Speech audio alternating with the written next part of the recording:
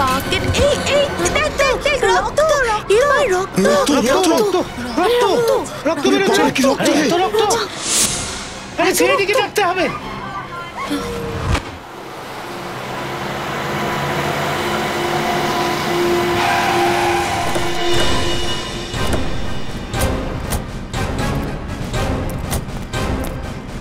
পিছনে চলুন। Excuse me, চলুন। সরুন সরুন। কে ফোন করেছিল? স্যার আমি ফোন করেছিলাম। মাই গড, এত রক্ত! কি হয়েছিল? কি স্যার, বাচ্চাটা জোরে আসছিল, সাইকেলের সঙ্গে ধাক্কা লাগলো আর পড়ে গেল। কোথায়? আসুন স্যার, আপনাকে দেখাচ্ছি। স্যার আসুন এদিকে। এদিক থেকে আসছিল বাচ্চাটা? স্যার এদিক থেকে আসছিল। ওকে,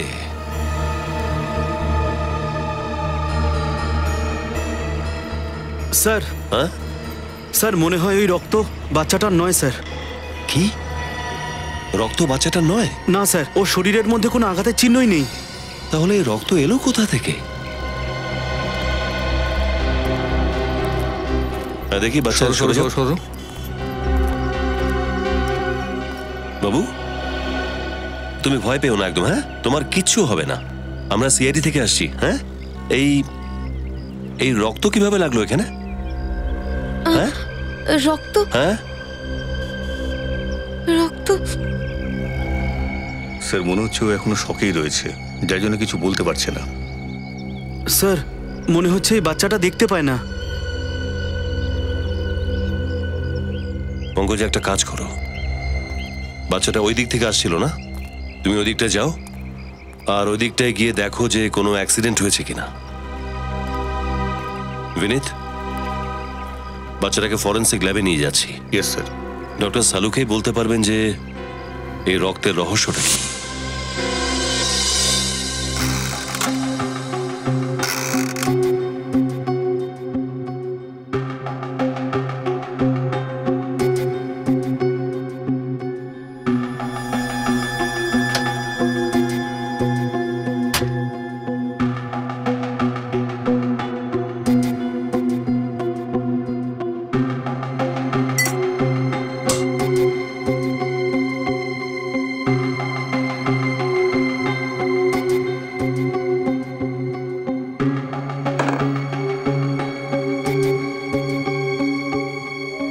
আশা করছি ডক্টর সালুকে বাচ্চাটার টি শার্টে পাওয়া রক্ত কোনো মানুষের যেন না হয়।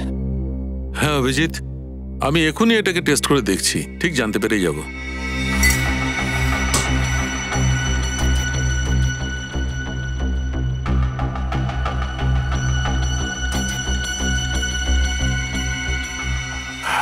সরি অভিজিৎ, তোমার পছন্দ মতো উত্তর দিতে পারলাম না।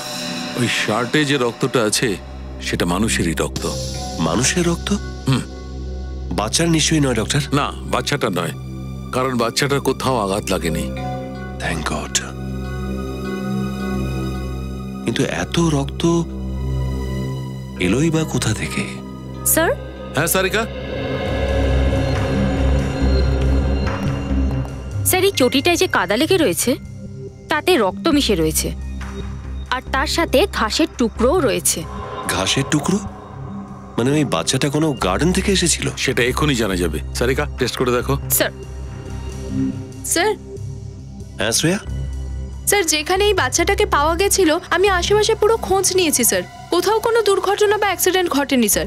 হ্যাঁ, পুলিশ স্টেশনে চেক করেছো? হ্যাঁ স্যার, বিগত 15 দিনের মধ্যে কারোর হারিয়ে যাওয়ার কোনো মিসিং ডায়েরি হয়নি। আশ্চর্য। তাহলে এই বাচ্চাটা এলো কোথা থেকে? অভিজিৎ। হ্যাঁ ডক্টর। অভিজিৎ, এই শার্টের ওপর একজনের নয়, তিন জনের রক্ত লেগে আছে। কি? 3 জন লোকের রক্ত? মাই গড। মানে 3 জন লোক আহত হয়েছে নাকি মারা গেছে? অভিজিৎ। হ্যাঁ সারিকা। অভিজিৎ, এই মাটিতে জীবাণু আর কীটনাশক ওষুধ মেশানো রয়েছে। জীবাণু আর কীটনাশক ওষুধ? তার মানে এটা পরিষ্কার যে বাচ্চাটা এরকম কোনো ক্ষেত থেকেই এসেছে। স্যার, স্যার আমরা ওই এলাকায় খোঁজ খবর নিতে গিয়ে কিছু ফার্ম হাউস আর চাষের জমি দেখেছি স্যার। ফার্ম হাউস, হ্যাঁ ঘাসের টুকরো, জীবাণু আর কীটনাশক ঔষধ। ফার্ম হাউস, বাহ সারিকা বাহ, তুমি তো আমাদের কাজটা একদম ইজি করে দিলে। আরে ভাই, শুধু কি সারিকাই আপনার কাজটা সহজ করে দিয়েছে? না মানে এরকম আমি কখন বললাম? কিন্তু আপনি তো এটাও বলেননি যে সালুকেও কিছু করেছে। ডক্টর সালুকে আপনিও না কিউট বাচ্চাদের মতো রাগ করে যান আপনি। কিউট। আচ্ছা সারিকা, এই অভিজিৎ আমার প্রশংসা করছিল না আমার পেছনে লাগছিল? আরে স্যার আপনিও আরে এ কি? আরে এই সব ব্যাপারে দুজনেই মিলে আছে। স্যার এতগুলো ফার্ম হাউস চেক করলাম, কোনো জায়গা থেকে কিচ্ছু খবর পেলাম না। এখান থেকে কিছু পেয়ে গেলেও যেতে পারি।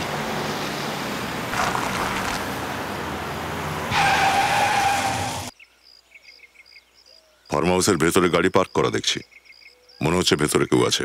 চলো গিয়ে দেখি।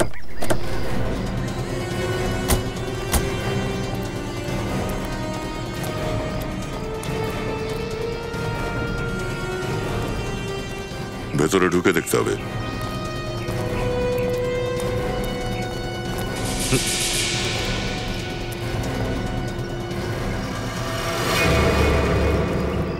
আরে এটা তো সেই ছোট ছেলেটারই চপ্পল মনে হচ্ছে। মনে হচ্ছে আমাদের সব খোঁজ সফল হলো। চলো, সাবধানে থাকবে, খুনি ভেতরে থাকতেও পারে।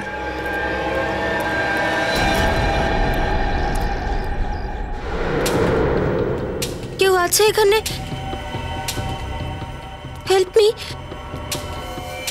অনেক দূর দিয়ে এসেছি। Help me.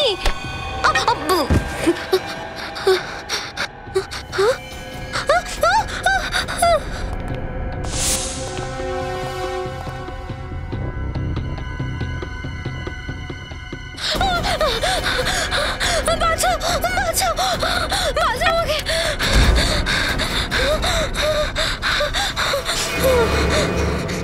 মনে হচ্ছে এখানে ভয়ঙ্কর কিছু ঘটেছে।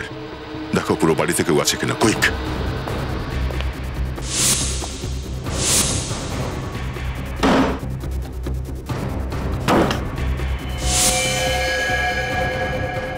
স্যার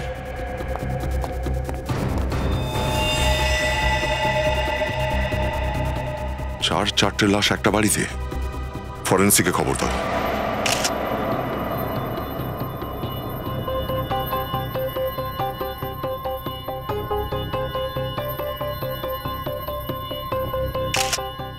পিঠে গুলি লেগেছে। কমপক্ষে 2-3 ঘন্টা হবে ইনি মারা গেছেন।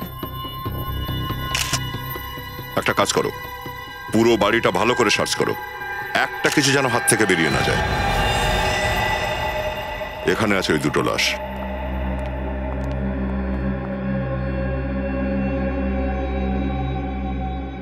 একেও ঠিক বুকে গুলি করা হয়েছে, যেমন ভাবে ঘরের লোকটাকে মারা হয়েছিল।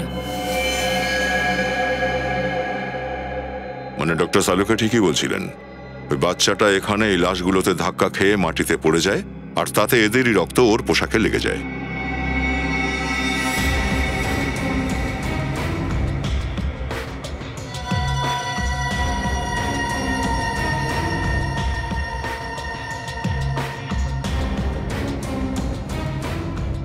ডক্টর সারিকা, মনে হচ্ছে যে সমস্ত খুন এই বন্দুক দিয়েই হয়েছে, কিন্তু খুনি মার্ডার ওয়েপন এখানেই রেখে চলে গেল কেন?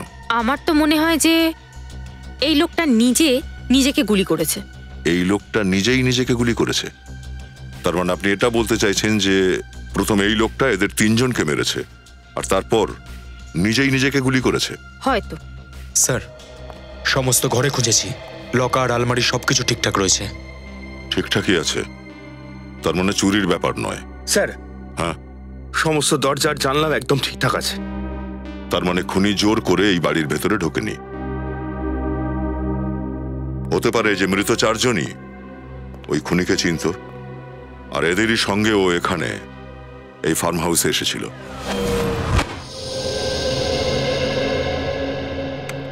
আরে কি ব্যাপার ডক্টর সালুকে, আজ আজ একেবারে একা। কেন, তোমার অসুবিধা হচ্ছে? ল্যাবটা ভালো লাগছে না, ফাঁকা ফাঁকা লাগছে। আসলে সারিকা নেই তো তাই। না না, আমি কিন্তু সেটা বলতে চাইনি। আরে আমি জানি তোমার সব ব্যাপার স্যাপার। তুমি বলো একটা কিছু আর মনের মধ্যে অন্য কিছু থাকে। আরে ডক্টর সালুকে, আমি শুধু এই 4টে লাশের খুনের বৃত্তান্ত জানতে এসেছি এখানে। আপনি যদি জানেন তাহলে বলে তো ফেলুন। আমাকে জিজ্ঞেস করছো কেন ভাই? তুমি সারিকাকে কে জিজ্ঞেস করো না, ওই সব কিছু তোমাকে বলে দেবে। স্যার, আপনি তো রেগে গেছেন দেখছি। সারা পৃথিবী এটা জানে ডক্টর সালুকে ছাড়া সিআইডি কোনোদিন কোনো কেস সলভই করতে পারেনি। এতক্ষণে ঠিক জায়গায় এসছো তাই না? এইভাবে বলতে থাকবে, তবেই ভালো লাগবে। এসো বলছি। অভিজিৎ, এই যে 4খানা লাশেই এগুলোর মধ্যে সবে মাত্র রাইগার মর্টিস শুরু হয়েছে। লাশগুলো সবে শক্ত হতে শুরু করেছে। আমার মনে হচ্ছে এদের মৃত্যু সকাল 7টা থেকে 9টার মধ্যে হয়েছে। ওকে, আর এই ব্যালিস্টিক রিপোর্ট কি বলছে? গুলি এই বন্দুক থেকেই চালানো হয়েছে। 4 জনের মৃত্যুই এই বন্দুক থেকে ছোঁড়া গুলিতে হয়েছে। আর এই বন্দুকের ওপর রক্তের দাগও আছে। স্যার, কার রক্ত এটা? সৌরভের রক্ত এটা। সৌরভকে পয়েন্ট ব্ল্যাঙ্ক রেঞ্জ থেকে গুলি করা হয়েছে, যার কারণে সৌরভের রক্ত এটার ওপর ছিটকে এসে লেগেছে। আর একটা কথা, শুধুমাত্র সৌরভের হাতের ওপরেই গান পাউডার লেগে আছে। গান পাউডার সৌরভের হাতে? তাহলে আপনি এটাই বলতে চান যে সৌরভ এই 3 জনকে গুলি করেছে আর নিজে আত্মহত্যা করে নিয়েছে? আমি নিজে কিছু বলতে চাইছি না, যা প্রমাণ আছে সেগুলো এই কথাই বলতে চাইছে। আর একটা কাজ করো, বাকি কাজটা তো তুমি নিজেও করতে পারো, তাই না? ঠিক আছে, করব। হ্যাঁ, কেন করব না? আপনি যেটা বলতে পারছেন না সেটা আমরা ডক্টর সারিকার কাছে জেনে নেব।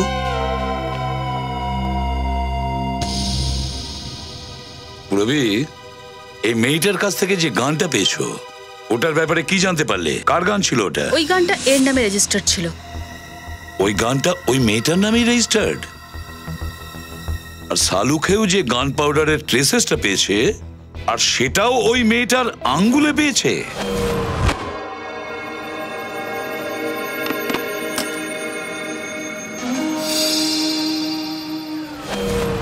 স্যার, ইনি আনন্দর বোন নিশা। আসুন।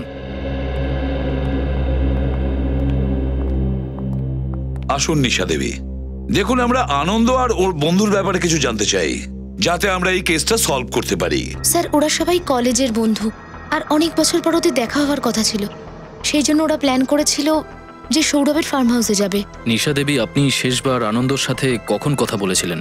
আনন্দর সাথে আমার এই তো 1 সপ্তাহ আগেই কথা হয়েছিল। কিন্তু হ্যাঁ, যশ 2 দিন আগে আমায় কল করেছিল। ওই আমাকে বলে যে ওরা ফার্ম হাউসে একটা পার্টি করবে। ইয়াশ? এই ইয়াশটা আবার কে? স্যার, যশও ওদের বন্ধু। আনন্দ, যশ সকলে মিলে ওই দিন ফার্ম হাউসে গেছিল।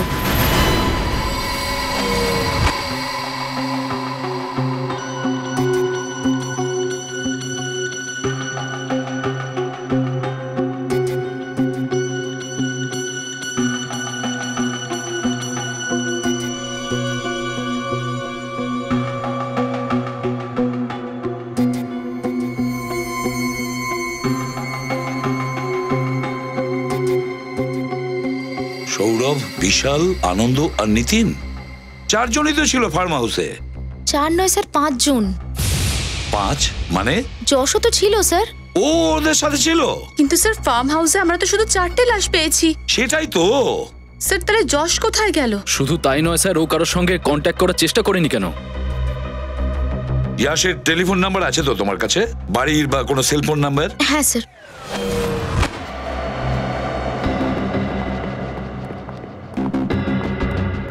এই দেখুন। কোনো ক্লু পাওয়া গেল ডক্টর সারিকা? জানি না কতটা কাজের হবে, কিন্তু একটু আশ্চর্যজনক।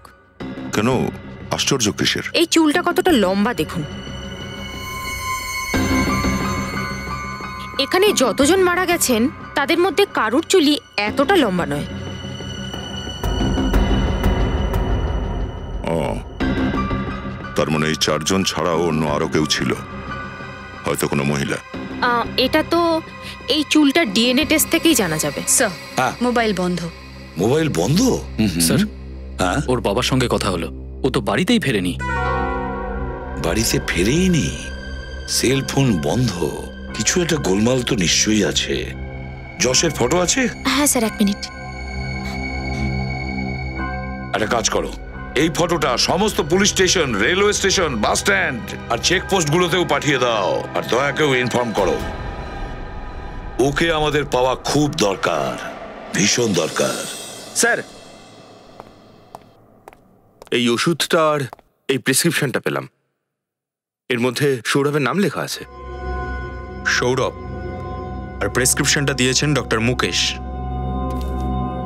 এই ওষুধ দেখান একটু। এই ওষুধগুলো তো বেশিরভাগ এরকম পেশেন্টকে দেওয়া হয় যারা ডিপ্রেশন আর টেনশনের শিকার হয়। ও, তো সৌরভের কি ব্যাপারে টেনশন ছিল সে কথা তো এই ডক্টর মুকেশই বলবেন।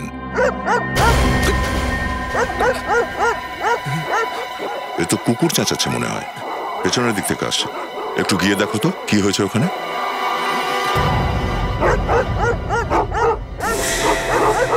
কুকুরের আওয়াজটা ওই দিক থেকে আসছে, ওইদিকে।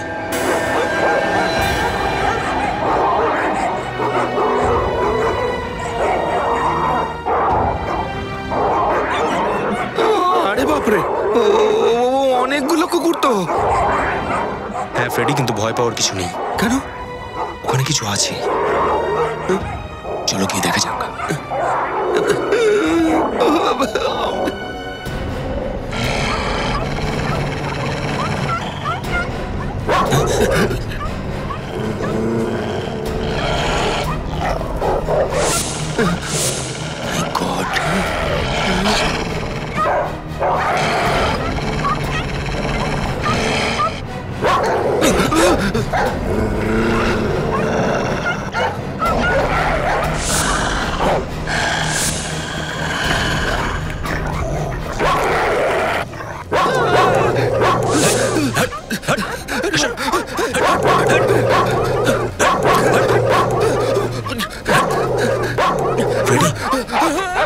সামনে, এরা এইভাবে মানবে না স্যার।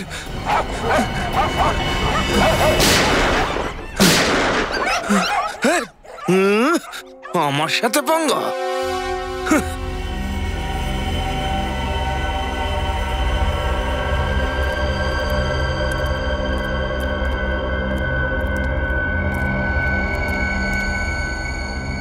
আরে, এটা তো যশ, সৌরভের পঞ্চম বন্ধুটা, যাকে খুঁজে বেড়াচ্ছিলাম তারই লাশ পড়ে আছে। হ্যাঁ ফ্রেডি, আমরা ভেবেছিলাম যে এই যশ নিজের বন্ধুদের খুন করে পালিয়েছে, কিন্তু ও তো নিজের প্রাণ বাঁচানোর জন্য পালাচ্ছিল। আপনার সেরকম মনে হচ্ছে কেন? এই দেখো ফ্রেডি, এই ওর পিঠে এইখানে পেছন থেকে গুলি মারা হয়েছে, আর আরেকটা গুলি এইখানে কিডনির সামনে। কিন্তু একটা কথা কিছুতেই মাথায় ঢুকছে না, এই সমস্ত খুনগুলো করছেটা কে? স্যার আসুন।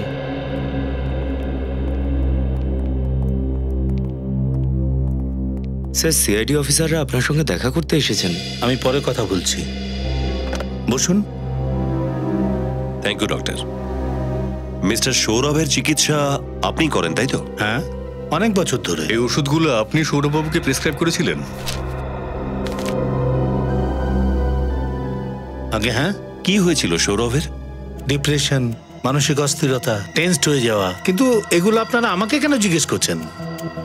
মানে একটা ফার্ম হাউসে সৌরভের লাশ পাওয়া গেছে। লাশ কি করে হলো? নিশ্চিতভাবে তো কিছু বলা যাচ্ছে না, কিন্তু এখনো পর্যন্ত এটুকু জানতে পেরেছি যে ওর মৃত্যু গুলি লাগার কারণে হয়েছে। গুলি করেছে ওকে? শুধু ওনাকেই নয়, ওনার বাকি 4 বন্ধুকেও গুলি করা হয়েছে। আর আমাদের সন্দেহ আছে প্রথমে উনি ওদের 4 জনকে মেরে ফেলেন, তারপর আত্মহত্যা করেন। আমার মনে হয় না যে সৌরভ কাউকে খুন করেছে। আমি অনেক বছর ধরে ওর চিকিৎসা করছি, এখনো অনেকটাই ভালো হয়ে গেছে। কিন্তু পুরোপুরি তো সুস্থ হয়নি না? কিন্তু ওর এমন কোনো অসুখ ছিল না যে যে সেই রোগের জন্য ও কাউকে খুন করে দেবে। আর ওর ওষুধেরও কোনো সাইড এফেক্ট ছিল না। কিন্তু স্যার, ওটা তো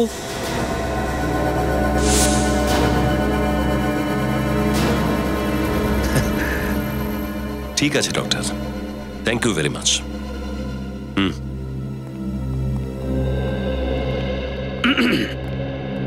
ছাড়তে যাবে না? হ্যাঁ চলুন।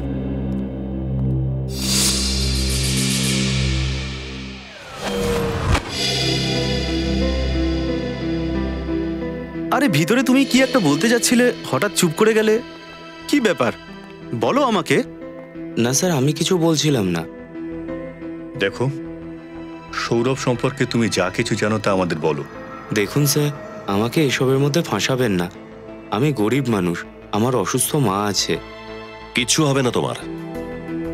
তোমাকে কথা দিলাম, যা কিছু জানো পরিষ্কার আমাদের বলো। আরে ঘাবড়িও না, এসো চলো, বলে দাও সবকিছু। কি জানো? স্যার দেখুন স্যার, সৌরভ বাবুর সব থেকে বড় প্রবলেম যেটা ছিল সেটা ওনার রাগ। ওনার প্রবলেম হাইপার টেনশন আর ডিপ্রেশন ছিল না স্যার, সব থেকে বড় উইক পয়েন্ট ছিল রাগ, যা উনি কন্ট্রোল করতে পারতেন না। তোমার সামনে এরকম কিছু ঘটেছে কখনো? হ্যাঁ স্যার, একবার হয়েছিল স্যার। আমাদের এখানে এক পেশেন্টের উপর উনি হাত তুলেছিলেন। কেন? কারণ ওনার মনে হয়েছিল যে ওনার নাম্বার ছিল আর উনি মাঝখানে এসে গেছিলেন। এই সামান্য কারণের জন্য উনি কাউকে মারলেন? হ্যাঁ স্যার। কিন্তু আপনার ডক্টর আপনাদের কাছে এইসব কথা বললেন না কেন? স্যার সরি স্যার, আমি ঠিক জানি না। ঠিক আছে, আপনি আসতে পারেন। Thank you sir.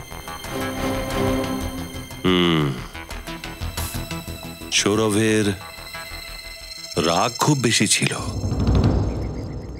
সব প্রমাণ পাঠিয়ে দিয়েছো তো? হ্যাঁ স্যার। চলো সোজা বিউরোতে যাই। হ্যাঁ ভাই, কি খবর?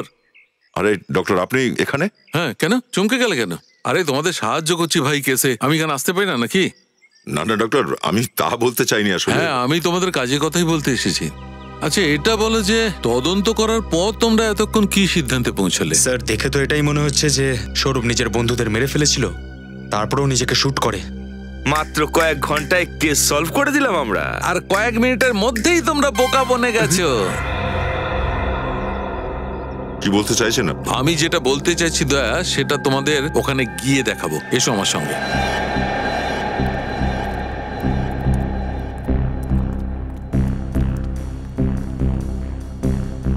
এই সেই জায়গাটা না যেখানে সৌরভের লাশটা ছিল? হ্যাঁ ডক্টর, এই জায়গায়। হ্যাঁ।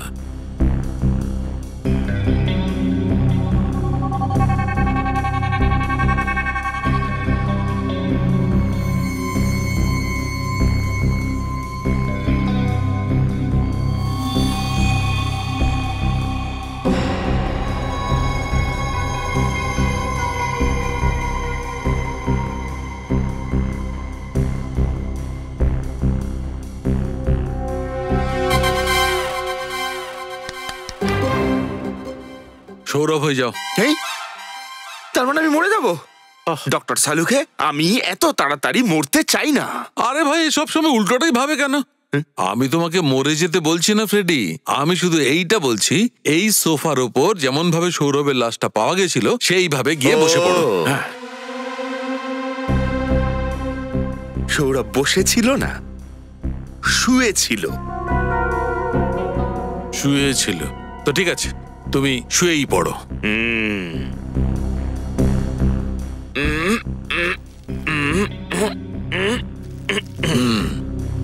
আচ্ছা, এভাবেই শুয়েছিল?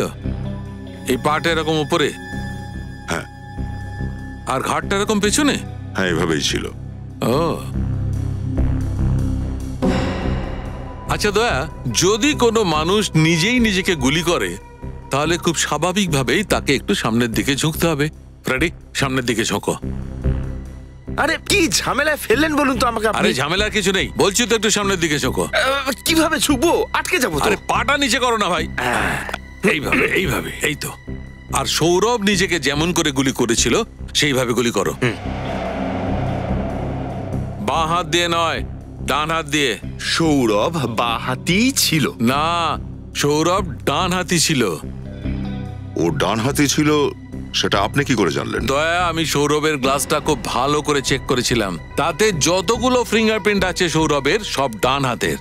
এই জন্যই আমি বলছি যে সৌরভ রাইট হ্যান্ডেড ছিল। এইভাবে কোনো লোক যখন নিজেকেই নিজে গুলি করবে, বিশেষ করে এইভাবে বসে, তাহলে খুলি ফুটো করে রক্তে ছিটে যাবে ওইখানে, ওই দিকে, ওপরের দিকে। কিন্তু এখানে তো রক্তের ছিটে নেই, রক্তের ছিটেছে ওইখানে পেছনের দিকে। সেটা তখনই যেতে পারে যখন লোকটা এইভাবে শুয়ে থাকবে আর তাকে এইখান দিয়ে গুলি করা হবে। পাটা তোলো। সৌরভের লাশটা এইভাবে পড়েছিল। আর দয়া, আমি কিন্তু সারা জীবনে কোনো ব্যক্তিকে এইভাবে শুয়ে নিজেকে গুলি করতে দেখিনি। তার মানে দাঁড়াচ্ছে সৌরভ আত্মহত্যা করেইনি, ওকেও খুনই করা হয়েছে। একদম ঠিক, সৌরভকে খুন করাই হয়েছে। আর কেউ ওকে ঠিক তখনই গুলি করেছিল যখন সৌরভ ঠিক এইভাবে পা তুলে শুয়েছিল।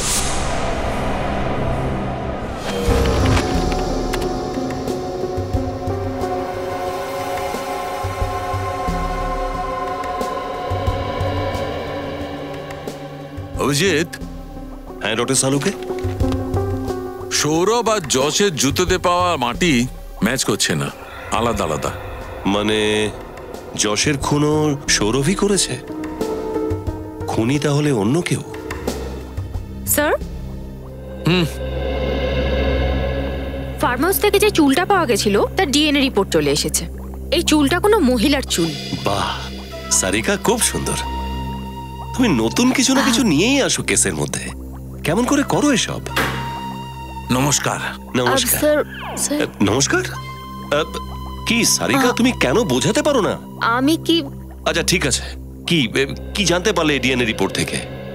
এই মহিলার ডিএনএ ওই মৃত 5 জনের মধ্যে আনন্দর ডিএনএ সঙ্গে ম্যাচ করেছে। আনন্দ ডিএনএ এর সাথে? তার মানে ওর কোনো আত্মীয়? আনন্দর তো একজনই আত্মীয় ছিল, ওর বোন নিশা। নিশা? কিন্তু স্যার নিশা যখন ভিউতে এসেছিল তখন তো ও কিছু বলেনি যে ও ফার্ম হাউস গেছিল।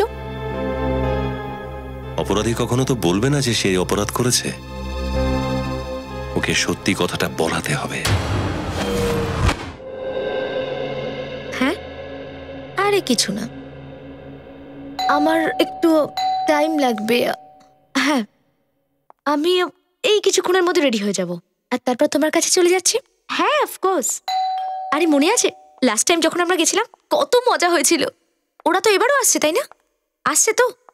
ও বাও, তাহলে তো খুব মজা হবে। আরে হ্যাঁ বাবা, তোমরা সবাই ওখানে পৌঁছো, আমি জাস্ট 5 মিনিটে পৌঁছচ্ছি।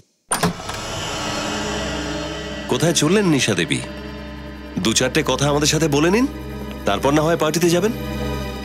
পার্টি? What nonsense! আমরা তো সজ্ঞানে আছি ম্যাডাম, কিন্তু আপনাকে দেখে মনে হচ্ছে যে আপনি আপনার জ্ঞান হারিয়েছেন। আপনি কি বলতে চাইছেন? আপনাকে তো দেখে মনেই হচ্ছে না যে আপনার ভাইয়ের মৃত্যুতে আপনি দুঃখিত।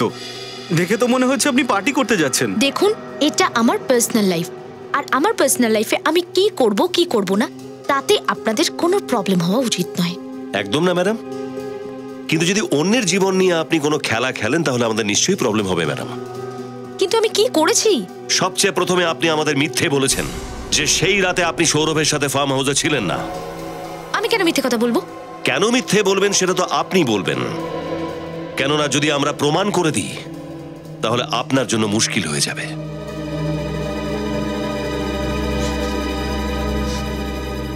বলুন বলুন বলুন, নিশ্চিন্তে বলুন। আমরা বুঝি যে মুখ থেকে সত্যি কথা বেরোতে একটু সময় লাগে। কিন্তু আপনাদের কাছে এর কি প্রমাণ আছে? ফরেনসিক রিপোর্ট আছে আমাদের কাছে, যেটা প্রমাণ করে দেয় যে আপনি সেই সময় ফার্ম হাউসে ছিলেন। যদি আপনি রিপোর্টটা দেখতে চান, আমাদের সাথে বিউরো চলুন।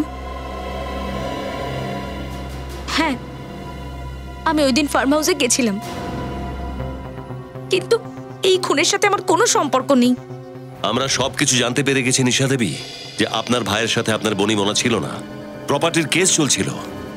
আর ওনার মৃত্যুর পরে আপনার রাস্তা পরিষ্কার হয়ে যায় আর প্রপার্টিও পেয়ে যান। হ্যাঁ, এটা সত্যি কথা যে আনন্দ আর আমার সম্পর্ক ভালো ছিল না। কিন্তু তাহলে আপনি ওই দিন ফার্ম হাউসে কেন গেলেন? কারণ সৌরভ আর বাকিরা সবাই আমাকে ফোর্স করেছিল, বলেছিল যে এত বছর পর দেখা হচ্ছে, তোকে আসতেই হবে। আমি ওখানে গেছিলাম ঠিকই, কিন্তু কিছুক্ষণ পরেই আমি ওখান থেকে বেরিয়ে যাই। কেন? কারণ সেই রাতে আনন্দ আর আমার ঝগড়া হয়েছিল। আর আমার মুড অফ হয়ে যায়, আর আমার ওখান থেকে বেরিয়ে যাওয়াটাই ঠিক মনে হয়েছিল। এই কথাটা আপনি আমাদেরকে আগে কেন বলেননি? আমি ভয় পেয়ে গেছিলাম। আমার মনে হয়েছিল যদি আমি আপনাদের এই কথাটা বলি তাহলে আপনারা আমাকেই সন্দেহ করতে শুরু করবেন। ওখান থেকে বেরোবার পর আপনি কোথায় গেলেন? তারপর তো আমি বাড়িতে এসে শুয়ে পড়ি। বাহ, বাহানা খুব ভালো বানিয়েছেন, যাতে কোনো সাক্ষীর প্রয়োজন না পড়ে। কিন্তু যতক্ষণ এই কেসটা সলভ না হচ্ছে আপনাকে বিউরোতে থাকতে হবে।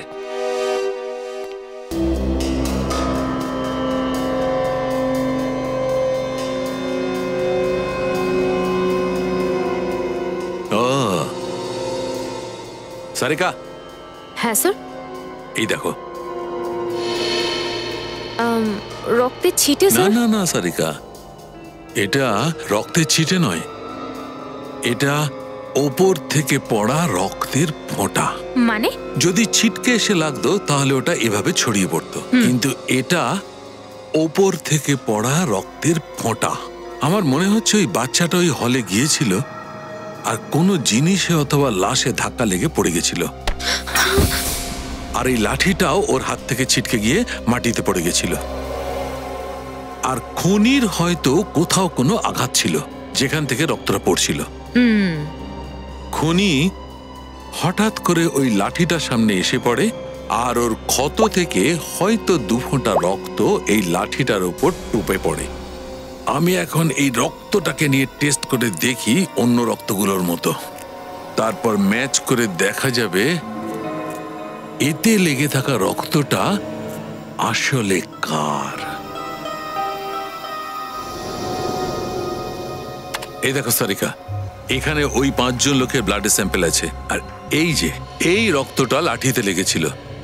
একটা কাজ করো, হ্যাঁ আমাদের রেকর্ডে চেক করে দেখো এটা কারোর সঙ্গে ম্যাচ করছে কিনা। হ্যালো অভিজিৎ। হ্যাঁ ডক্টর সালুকে, লাঠির মধ্যে যে রক্ত পাওয়া গিয়েছিল তার ব্যাপারে কি জানতে পারলেন? অভিজিৎ, এই রক্তটা ওই 5 জন মৃত ব্যক্তির মধ্যে কারণ নয়। তাহলে তো নিশারই হবে। না, নিশার রক্তের সঙ্গে ম্যাচ করছে না। ওই ক্রিমিনাল রেকর্ডে চেক করে দেখেছেন? সেটাও দেখেছি, কিন্তু ক্রিমিনাল রেকর্ডের কারোর সঙ্গেই ম্যাচ করছে না। আশ্চর্য, সৌরভকে খুনি ভেবেছিলাম কিন্তু আসল খুনি নয়, নিশাও নির্দোষ। তাহলে খুনি আসলে কে?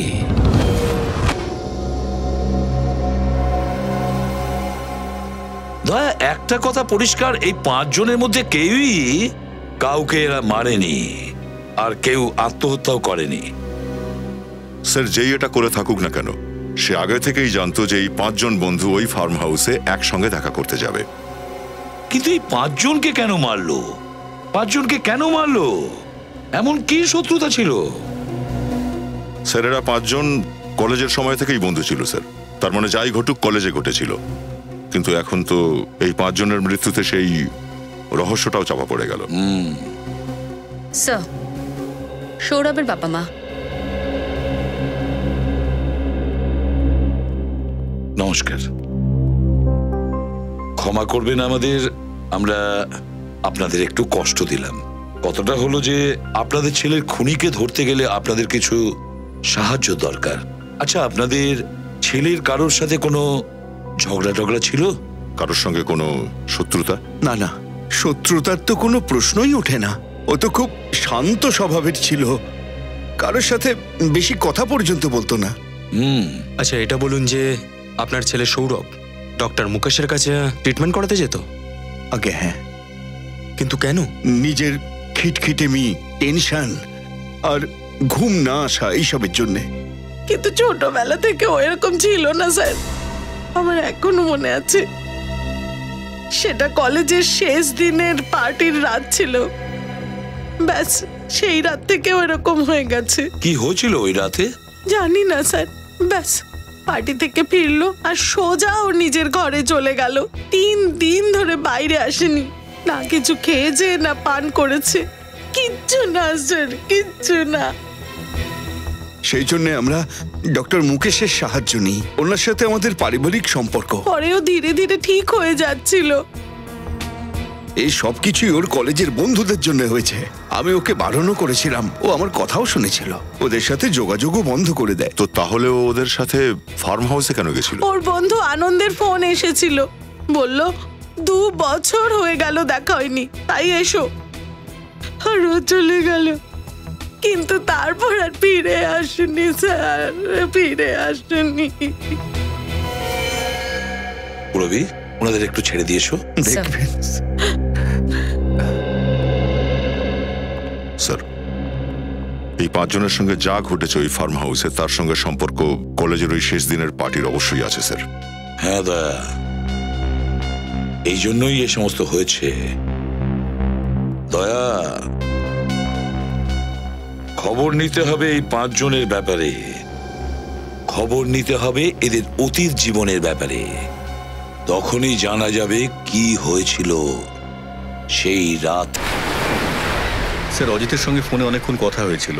ও বলছিল যে হালকা নীল রঙের টি শার্ট পরে এখানে জগিং করবে, আর এখানে যে দোকানটা আছে তার সামনেও দেখা করবে। কাউকে তো দেখতে পাচ্ছি না স্যার এখানে। চলো দেখি। এই যে সামনে আসছে যে নীল শার্ট পরা, এই হয়তো অজিত।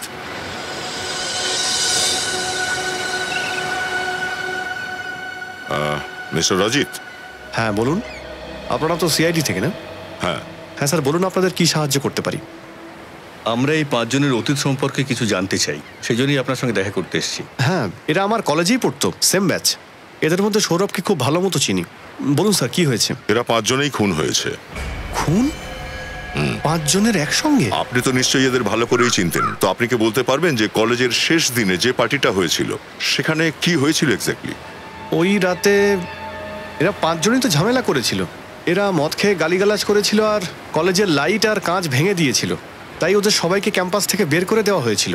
তো ক্যাম্পাস থেকে বের করে দেওয়ার পর এরা 5 জন কোথায় গিয়েছিল কিছু কি জানেন? স্যার, এটা তো আমি বলতে পারবো না, কিন্তু এরা সবাই রাগে চিৎকার করে বলছিল যে আমরা এই নোংরা পার্টিতে থাকতে চাই না, আমরা সৌরভের ফার্ম হাউসে যাচ্ছি, ওখানে গিয়েই পার্টি করব। হয়তো ওরা ওখানেই গিয়েছিল। ঠিক আছে, আপনার ইনফরমেশনের জন্য অনেক অনেক ধন্যবাদ। Thank you.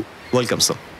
সে রাত্রে ওই 5 জন বন্ধু একসাথে সৌরভের ফার্ম হাউসে গিয়েছিল, আর এরা মাত্রাতিরিক্ত মদ খেয়েছিল। সেদিন ফার্ম হাউস যাওয়ার রাস্তায় নিশ্চয়ই কিছু ঘটেছিল, যার কারণে সৌরভ মানসিক আঘাত পেয়েছিল। খোঁজ করতে হবে যে হয়েছিল কি সেই রাতে।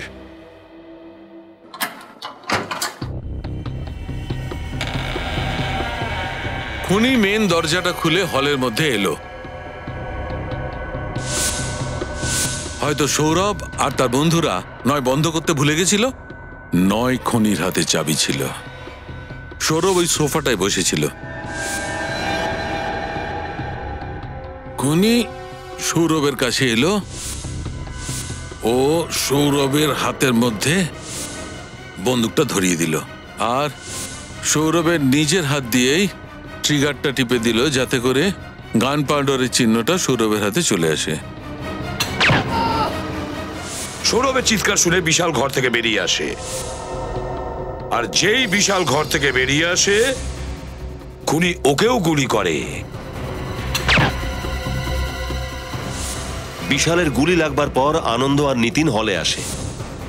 আমাকে মেরো না, আমাকে মেরো না। খুনি আনন্দকে পালাবার কোনো সুযোগ দেয় না, আর ওর বুকে গুলি করে। পালানোর সুযোগ পেতে এই নিতিন দরজার দিকে দৌড়য়। যেই ও দৌড়য়, খুনি ওকেও গুলি করে ওর পিঠে। যশ ফার্ম হাউস থেকে বেরিয়ে জঙ্গলের দিকে পালাচ্ছিল। খুনি ওর পিছনে ফলো করতে করতে ওর পিঠে আর হাঁটুতে গুলি করে। খুনি আবার ফার্ম হাউসে ফিরে এলো, আর ও নিজের বন্দুকটা সৌরভের হাতে রেখে দিল। আর যখন বাচ্চাটা ফার্ম হাউসে আসে, তখন এই লাশে ধাক্কা খেয়ে পড়ে গিয়ে থাকবে। তখন এই 3 জনের রক্ত ওর শার্টে লেগে যায়, আর ভয় পেয়ে বাচ্চাটা এখান থেকে পালিয়ে যায়।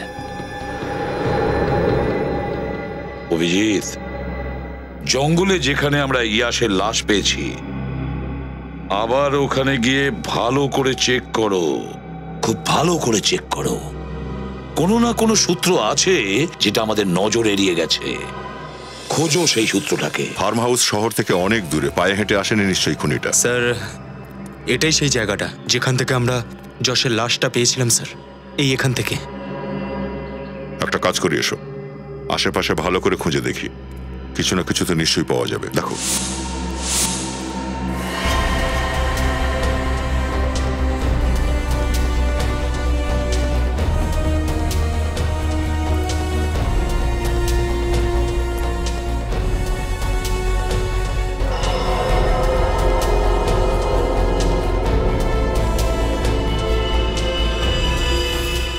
স্যার। হ্যাঁ ফ্রেডি, এই দেখুন স্যার, শার্টের ছেড়ে একটা অংশ, এতেও রক্ত লাগা। ও, তার মানে খুনি হয়তো এই পথেই পালিয়েছিল, আর তাড়াহুড়োতে ওর শার্ট এই কাঁটায় আটকে ছিঁড়ে গেছিল, ও সেটা জানতেও পারেনি। স্যার। হ্যাঁ সচিন, এই দেখুন স্যার, বাইকের টায়ারের দাগ স্যার। ও, তার মানে হচ্ছে খুনি বাইকে করেই এখানে এসেছিল, এখানে বাইকটা পার্ক করে জঙ্গলের পথ ধরে ফার্ম হাউসে গিয়েছিল, আর ওখানে খুন করার পরে আবার এই রাস্তাতেই বাইকে করে পালিয়েছিল।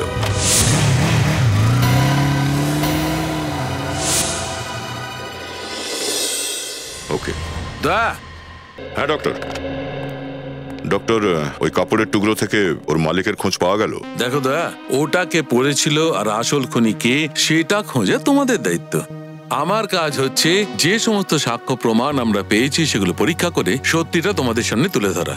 তাহলে স্যার এই সূত্রটার থেকে আমরা কি হাতে পেলাম? এই কাপড়ের উপর সৌরভের রক্তের ছিটে পাওয়া গেছে। ও, এই কাপড়ের উপর মার্কারি আর কয়লার টুকরো পাওয়া গেছে। কয়লা আর মার্কারি? বোধহয় এই প্রশ্নের উত্তর আমি জানি। যখন আমরা ম্যাপে ফার্ম হাউস খুঁজছিলাম তখন আমার নজর এখানে পড়েছিল, একটা কয়লার খনি আছে এখানে, ফার্ম হাউসের রাস্তাতেই। স্যার তার মানে হচ্ছে যে মার্ডারার কয়লার খনিতে কাজ করত বা তার আশেপাশেই কোথাও থাকতো। স্যার, যে 5 বন্ধু মারা গেছে তাদের আরেক বন্ধু অজিতের বক্তব্য যে কলেজের পার্টির পরে ওই 5 জন সৌরভের গাড়িতে ফার্ম হাউস যাওয়ার জন্য রওনা হয়, আর স্যার তার পরের দিনই এই আর্টিকেল ছাপা হয়। জেপি মার্গে ভয়ঙ্কর দুর্ঘটনা, তীব্র গতিতে আসা একটি গাড়ি পথ চলতে একটি মানুষকে ধাক্কা মারে, ঘটনাস্থলেই তার মৃত্যু হয়। জেপি মার্গ তো এই ফার্ম হাউসের রাস্তাতেই পড়ে। হ্যাঁ স্যার, আর এদের বেরোনোর ঠিক 45 মিনিট পরেই অ্যাক্সিডেন্টটা হয়। স্যার হতে পারে যে এই সৌরভ নেশায় বুধ হয়ে গাড়িটা চালাচ্ছিল আর ও অ্যাক্সিডেন্ট করে। হ্যাঁ, আর সেই জন্যেই ওই ঘটনার পরেই ও চুপচাপ হয়ে গেছিল, আর 3 দিন নিজের রুমের বাইরে বেরোয়নি।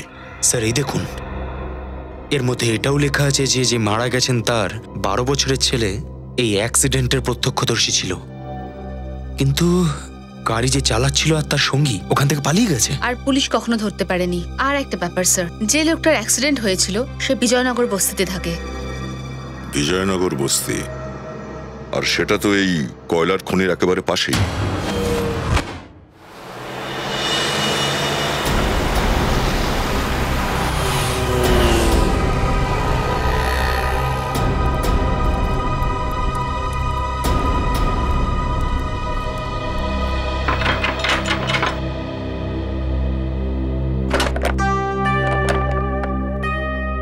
কার সাথে দেখা করতে চান? আমরা আপনার সাথেই দেখা করতে এসেছি, আমরা সিআইডি থেকে আসছি। সিআইডি? হ্যাঁ। এই ফটোটা আপনার স্বামীর? আগে হ্যাঁ, কিন্তু ইনি মারা গেছেন তো 8 বছর হয়ে গেল। ওনার মৃত্যু একটা রোড অ্যাক্সিডেন্টে হয়েছিল। হ্যাঁ, কিন্তু 8 বছর আগের কেসে সিআইডির কি ইন্টারেস্ট থাকতে পারে? আসলে আমরা অন্য একটা কেসের ইনভেস্টিগেশন করছি যার সম্পর্ক আপনার স্বামীর মৃত্যুর সাথে। আমি কিছু বুঝতে পারিনি। এই খবরের কাগজ অনুযায়ী যখন আপনার স্বামীর অ্যাক্সিডেন্ট হয়েছিল তখন আপনার ছেলেই একমাত্র সাক্ষী ছিল, তাই না? হ্যাঁ ছিল তো, কিন্তু তার কোনো লাভ হয়নি, কারণ আমার স্বামীর খুনি ধরা পড়েনি। এখন আপনার ছেলে অনেক বড় হয়ে গেছে নিশ্চয়ই? আগে হ্যাঁ, বড় আর বুদ্ধিমানও। খুব ছোট বয়সে বাড়ির সব দায়িত্ব সামলেছে ও। আপনার ছেলে এখন বাড়িতে নেই? আগে না, বাইরে গেছে কোনো কাছে, এসে পড়বে হয়তো। কেন?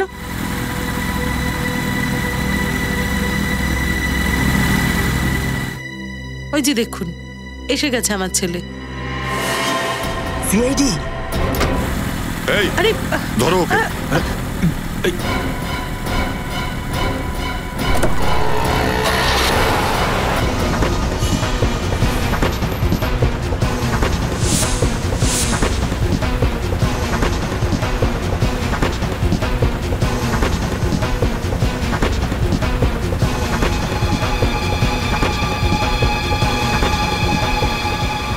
পালিয়ে যাবে কোথায়?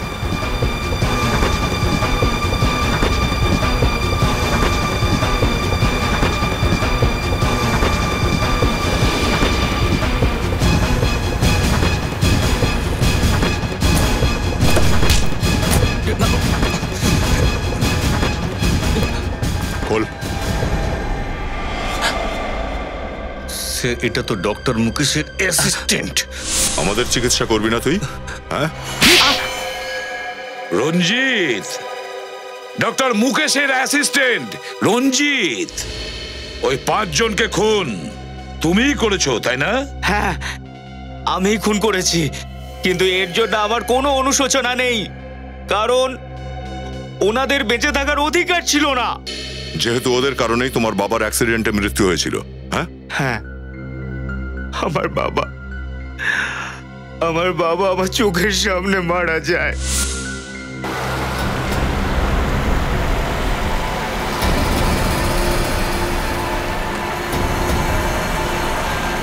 সরে যা! বাবা! বাবা! বাবা! বাবা! তোমরা আমার বাবাকে মেরে দিলে, তোমরাই মেরেছো আমার বাবাকে। চল চল চল চল, এখানে কেটে পড়ি, চল, নাহলে ফেসে যাবো সবাই। বাবা! আমি ওনাকে বাঁচাতেও পারিনি, কিন্তু ওই 5 জন বাঁচাতে পারতো। ওই 5 জন গাড়ি থেকে নিচে নামে, আবার বাবাকে ছটফট করতে দেখে, হসপিটালে নিয়ে যাওয়ার বদলে আবার গাড়িতে বসে পালিয়ে যায়।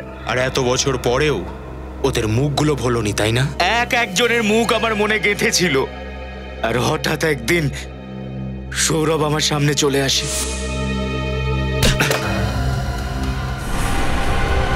Thank you. আর আমি ওকে তখনই চিনে ফেলি।